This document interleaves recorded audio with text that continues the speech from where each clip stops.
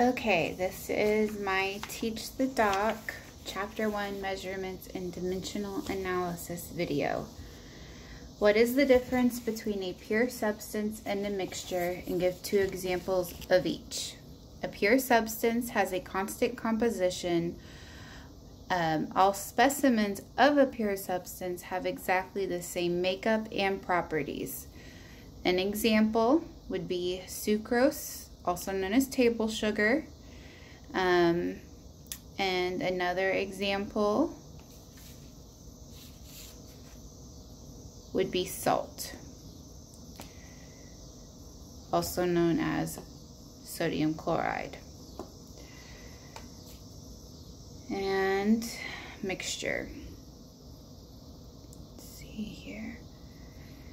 Composed of 2 or more types of matter that can be present in varying amounts and can be separated by physical changes such as evaporation. Okay, so for a mixture, 2 examples are a tossed salad or Jell-O with or without fruit. What is the difference between an element and a compound? And give 2 examples of each. So, an element cannot be broken down into simpler substances by chemical changes. Examples: iron, silver, gold, aluminum, sulfur, oxygen, copper. Pretty much the periodic table of elements. A compound can be broken down by chemical changes. This breakdown may produce either elements or other compounds or both. So, sugar, it can be broken down. That's how you make caramel, and it goes further. Table salt is another example. It can become sodium chloride, can be broken down. Okay, what was the next question? Difference between a homogeneous mixture and a heterogeneous mixture, and 2 examples. A homogeneous mixture is also known as a solution. It exhibits uniform composition and appears visually the same throughout. Example would be Jell-O without the fruit in it, air, maple syrup, gasoline, and a solution of salt in water. A heterogeneous mixture is a composition that varies from point to point. Jell-O has fruit in it, Italian dressing, chocolate chip cookies, tossed salad, or even granite that people use in their kitchens and bathrooms as an example. Physical and chemical property changes. Okay, so what is the difference between a physical property and a chemical property? And 2 examples. A physical property is a characteristic of matter that is not associated with a change in its chemical composition. Example would be density, color, hardness, melting and boiling points, and electrical conductivity, whereas chemical property is a change from one type of matter into another type of matter, or the inability to change. So flammability, toxicity, acidity, those are examples of a chemical property. Let's see. What is the difference between a physical change and a chemical change, and 2 examples. Physical change is a change in state or properties of matter without any accompanying change in the chemical identities of the substances contained in the matter. Example would be Max Welting, sugar dissolving in coffee.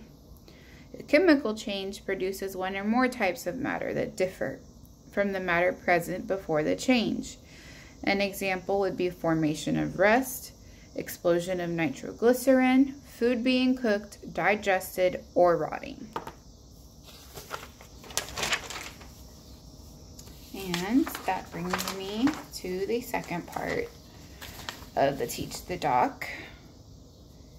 So we need to calculate the density of iron if 26 centimeters square cubed has a mass of 74.6 grams. So, what is the mass of 6 centimeters cubed of mercury when the density equals 13 point... Wait, did I just miss the first one? I did. So we're going to start with the first one. So, iron would be 74.6 grams over 27.6 centimeters cubed. And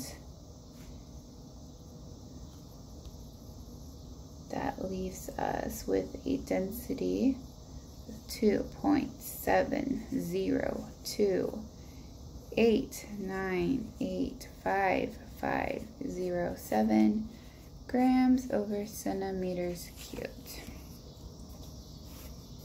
As you can see, my 2 got a little messed up, but there's the math.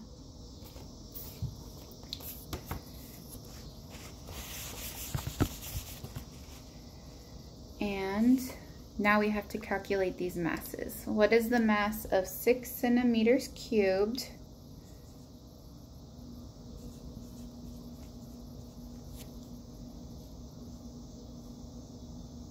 of mercury if the density equals 13.5939 grams centimeters cubed? And the centimeters cubed cancel themselves out, leaving us with 81.5634 grams of mercury. As you can see, 6.0 centimeters cubed times 13.5939 grams over centimeters cubed gives us the answer. And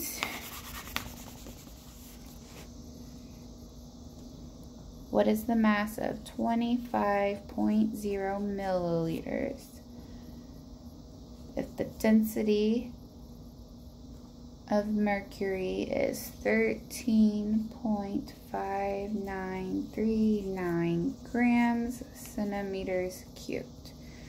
And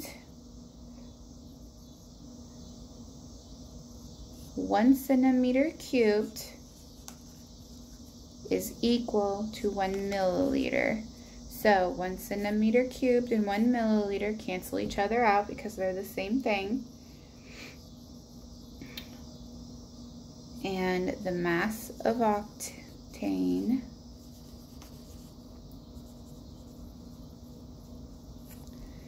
equals 17.55 grams. So you can see there's my work. Now we're going to find volumes. And volume is just mass divided by density.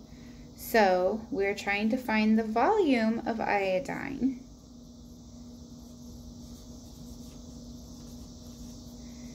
And that will be equal to 25 grams over the density of 4.93 grams over centimeters cubed. So again, the grams will cancel each other out, and that leaves us with the volume of iodine equal to 6.25 centimeters cubed.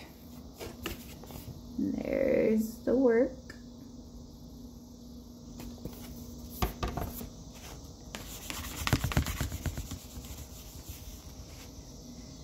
And now we have to find the volume of gaseous hydrogen given the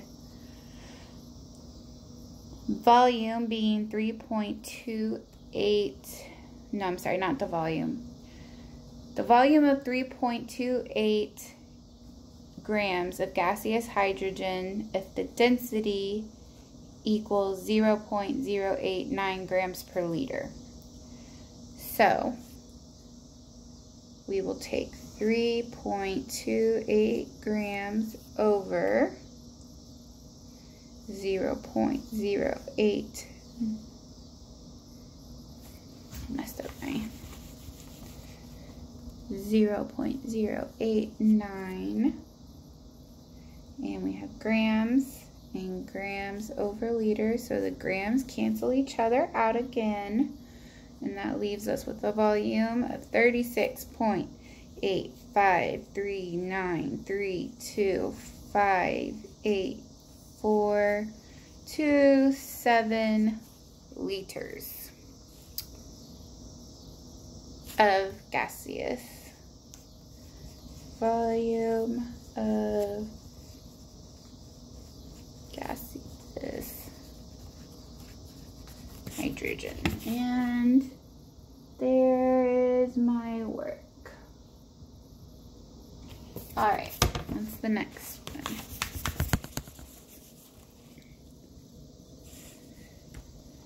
Okay, so we need to convert 75 meters to kilometers, and we know that 1 kilometer equals 1,000 meters. So we're going to have a really small number. It will be 75, and then I just took my decimal place and I moved it to the left 3. So it is 75 meters is equal to 0.075 kilometers. Sorry, I didn't like how I wrote that. 5 kilometers. And you can see I moved my decimal point. There you go.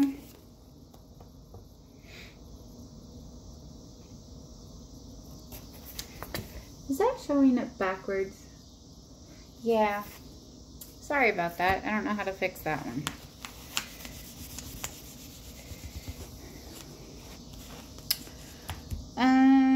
Let's see. What is the conversion from 16 centimeters to yards when 1 yard equals 91.44 centimeters, or 0.0109 yards is equal to 1 centimeter.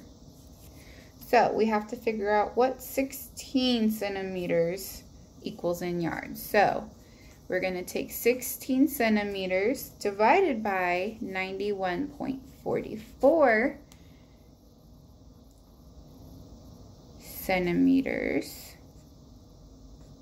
and that gives us 0.1749 781.277 yards. And there you go. You can see the work even if it's backwards.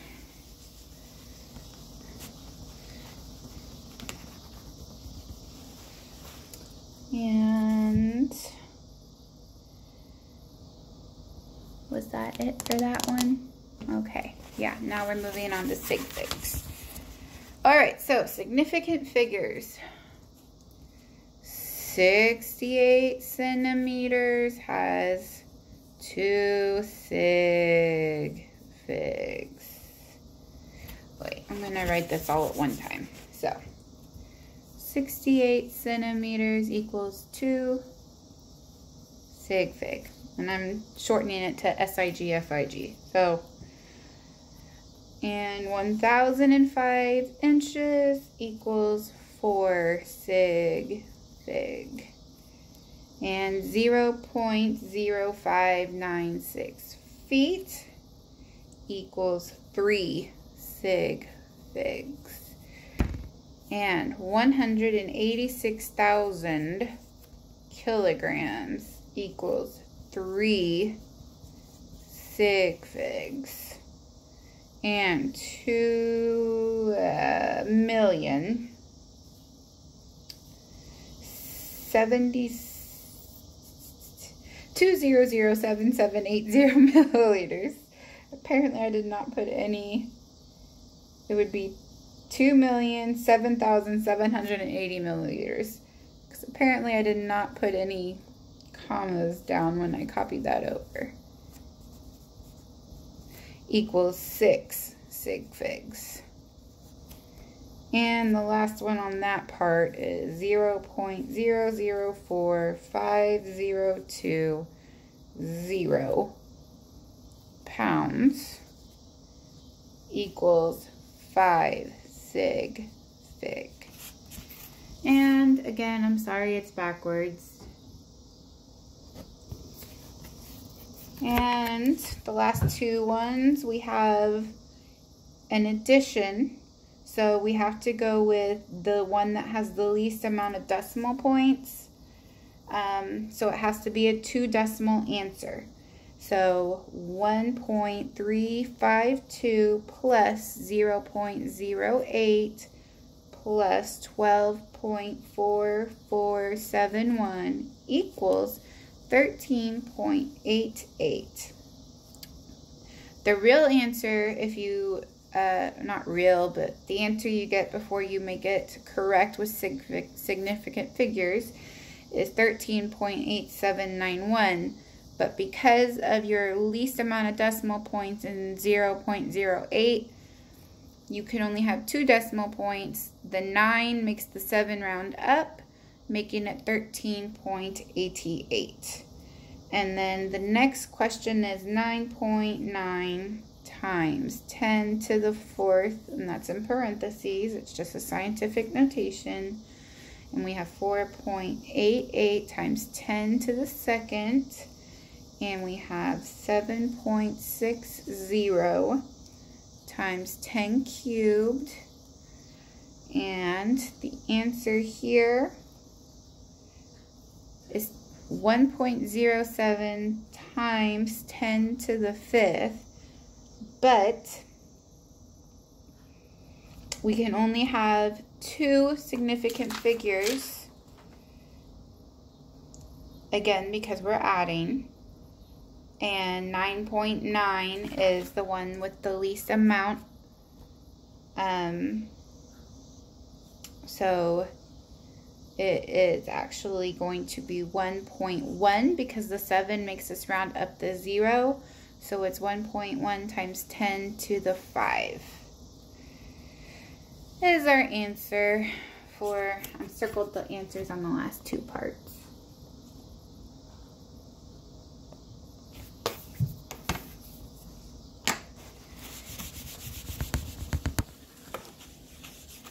And that is it for my Teach the Doc video. Sorry it wasn't very good. It took me forever to even figure out how to do this, and just finally went with my phone because I couldn't figure out how to record myself on the laptop. Have a good day.